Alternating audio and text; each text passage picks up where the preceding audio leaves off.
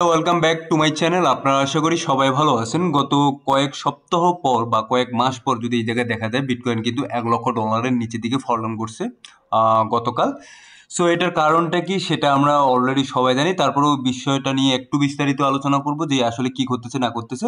কারণ যেহেতু যদি আমরা দেখি যে অর্থনীতির সাথেই কিন্তু পুরো বিশ্বের যে জিওপলিটিক্স আছে এটা কিন্তু অনেকটা ডিফেন্স করতেছে।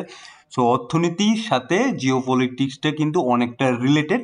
সো এই বিষয়টা নিয়ে আলোচনা করব। সো আপনারা যারা জানেন অলরেডি যে এই জায়গাটাতে আমি দেখাচ্ছি, ইরান কিন্তু তাদের একটা যে বড় একটা জায়গা আছে, আপনারা লক্ষ্য করেন এই যে জায়গাটা আছে এই জায়গাটা কিন্তু তারা বন্ধ করে দিতে যাচ্ছে। তেল এই জায়গা থেকে যাবে না, ঠিক আছে।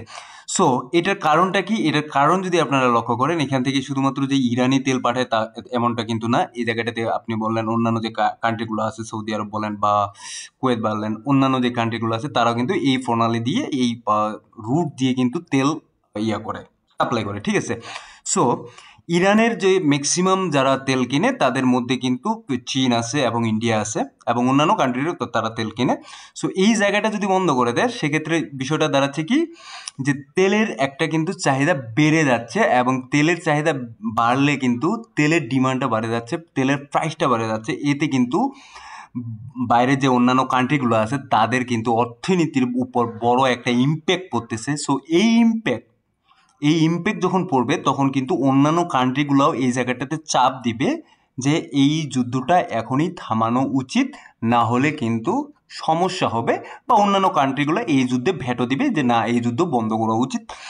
সো এই দিক দিয়ে আমি বলবো যে এটা একটা গুড ডিসিশন। ইরান যে ডিসিশনটা নিয়েছে যে অবশ্যই তারা এই জায়গাটা যদি বন্ধ করে দেয় বা বন্ধ করে দেওয়ার নামে যদি একটা চাপ প্রয়োগ করতে পারে আমেরিকাকে অথবা এই জায়গায় ইসরায়েলকে, যেন তাড়াতাড়ি এই যুদ্ধটা বন্ধ করে দেয়, দেন কিন্তু এই যুদ্ধ বন্ধ হলেই কিন্তু অর্থনীতিটা আবার চাঙ্গা হয়ে যায়।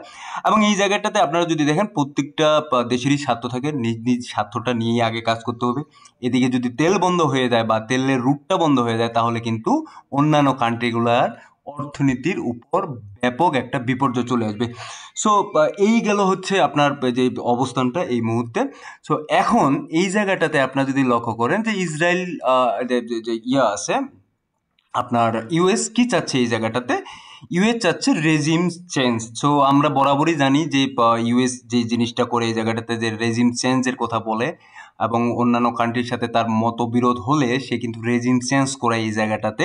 সো এই জিনিসটাই তিনি তারা করতে চাচ্ছেন ইরানের মধ্যে, এবং তারা চাচ্ছেন যে যদি রেজিমটা চেঞ্জ হয়ে যায় এবং ইরানে একটা তাদের একটা লিডার আসে, ঠিক আছে, তাদের মতো, তাহলে কিন্তু খুব সুন্দর একটা চলবে, তারা এটা মনে করেন, ঠিক আছে।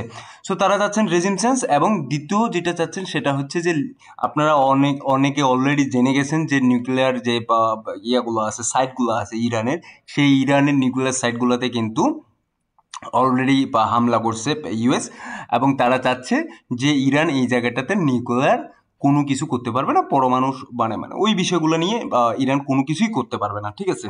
সো এটাও কিন্তু একটা মোটিভ ছিল ইউএস এই জন্য ইরানে হামলা করছে। সো এর ফলে কিন্তু টোটাল সারা বিশ্বের যে অর্থনীতি আছে সেই অর্থনীতির উপরও কিন্তু এই জায়গায় বড় ধরনের একটা ধাক্কা চলে আসে। সো এতগুলো রাজনীতির একটা নিউজ।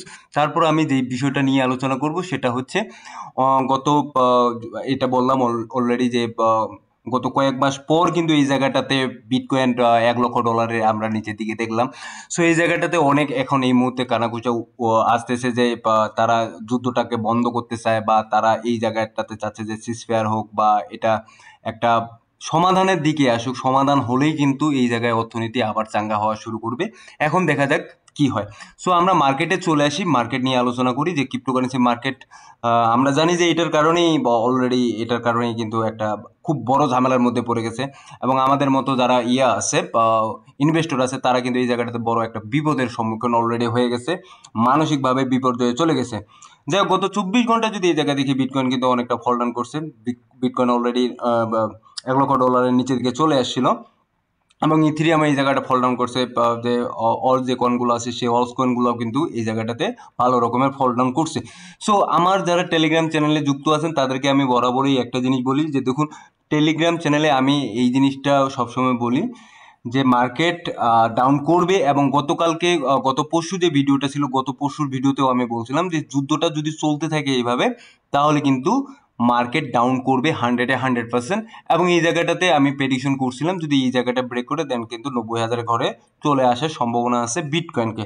সো ঠিক আছে, সো বিটকয়েন ওই জায়গাটাতে চলে আসে, দেন কিন্তু আমরা যদি ওয়ান ডে টাইম ফ্রেমে আবার দেখি সেই জায়গায় কিন্তু এখন বিটকয়েন $1,02,000 কাছাকাছি আছে। ঠিক আছে, সো এখন কথা হচ্ছে এই জায়গাটাতে এখন কি করবে। দেখুন বিটকয়েন যদি এটা সুইং ল অলরেডি ক্রিয়েট করে ফেলে, যে মনে হয় যে না এটা এটা ওকে, এটা সুইং ল অলরেডি ক্রিয়েট করে ফেলছে, দেন কিন্তু এখান থেকে মার্কেট আবার মুভমেন্ট ক্রিয়েট করতে পারে।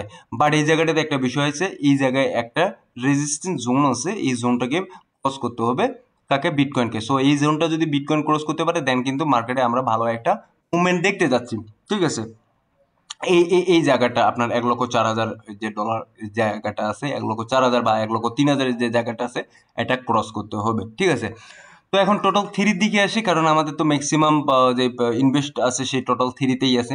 সো এখন টোটাল থ্রির দিকে যদি আমরা লক্ষ্য করি, সেই টোটাল থ্রি কিন্তু এই জায়গাটাতে খুব ভালো একটা বাজেভাবে ইফেক্ট পড়ে গেছে, এবং আমাদের যেটা বলছিলাম পোর্টফোলিওর অবস্থা খুবই শোচনীয়। এবং এই জায়গাটা আরেকটা জিনিস আমি বলে রাখি, আমার টেলিগ্রাম চ্যানেলে কিন্তু আমি আপনাদের যেই সিগন্যালগুলো দিয়ে থাকি ক্রিপ্টো কয়েনের, যে কোন কয়েনগুলো কেনা ভালো হবে বা কোন কয়েনগুলো কেনা উচিত, সো ওইগুলো কিন্তু আপনারা দেখতে পারেন, ট্রাই করতে পারেন।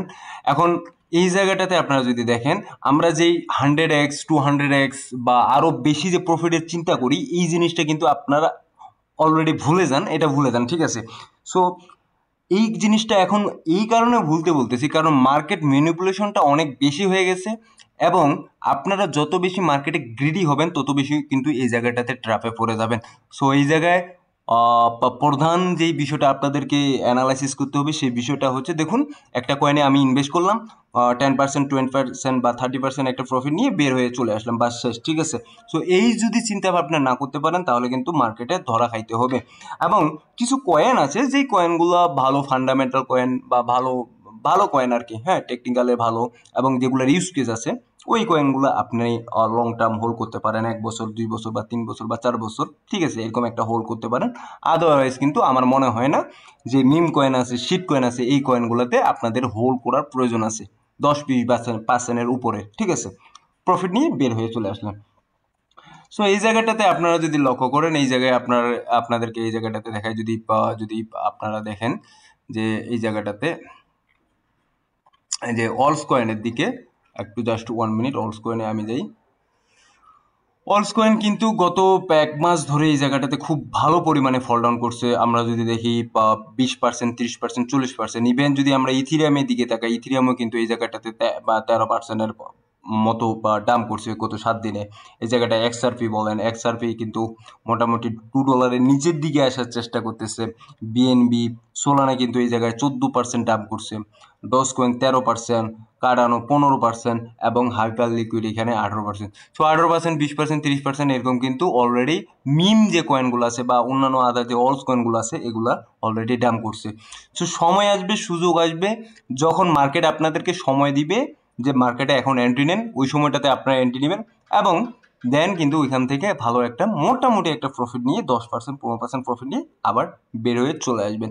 সো এই নিয়মে যতদিন পর্যন্ত আপনারা খেলতে পারবেন না, যতদিন পর্যন্ত আপনারা এই মার্কেটে চলতে পারবেন না এভাবে, ততদিন পর্যন্ত কিন্তু মার্কেট আপনাকে শুধুমাত্র ট্র্যাপে ফেলবে। এবং আমি জানি অসংখ্য মানুষ ট্র্যাপের মধ্যে আছেন, এবং আপনারা এখন পর্যন্ত স্বপ্ন দেখতেছেন যে 200x বা 2x, 3DX, 10x পর্যন্ত আপনারা প্রফিট নেওয়ার চিন্তা ভাবনায় আছেন। তাদেরকে আমি বলবো যে ওই স্বপ্ন থেকে বের হয়ে আসুন। টাকা ইনকাম করা এতটা সহজ না যতটা সহজ ভাবতেছেন। মার্কেটে আপনার মতো সবাই চিন্তা করে যেখানে 100x, 200x রিটার্ন নিয়ে বের হবো, বাট কয়জনে এই জায়গায় ওই রিটার্ন নিয়ে বের হইতে পারে, রিয়েলিটিটাও কিন্তু আপনাদেরকে ভাবতে হবে। ঠিক আছে, সো যারা এই জায়গায় ইনসাইডার থাকে তারাই শুধুমাত্র এইসব কাজ করতে পারে, আদারওয়াইজ কিন্তু এই জায়গাটাতে ওইরকম চিন্তা ভাবনা করলেও কিন্তু মাঝে মধ্যে ভুল হয়ে যায়। সো আপনারা অলরেডি জানেন, অনেক কিছু মার্কেট সম্পর্কে জানেন, হ্যাঁ ঠিক আছে। সো মার্কেটে এইভাবে চলতে হবে, আদারওয়াইজ এই মুহূর্তে আমার কাছে বলার মতো নাই যে এই কয়েনটা আপনাকে এত % রিটার্ন দিবেই দিবে। ঠিক আছে, এটা এখন পর্যন্ত বলা যাবে না। তো যেটা করা যাবে সেটা হচ্ছে মার্কেটে মানি ম্যানেজমেন্ট সাইকোলজি ঠিক রেখে একটা কয়েনে ইনভেস্ট করে সেই কয়েন থেকে 10% 15% রিটার্ন বের করে দেন। ওকে, ঠিক আছে। সো এইভাবেই কাজ করতে হবে।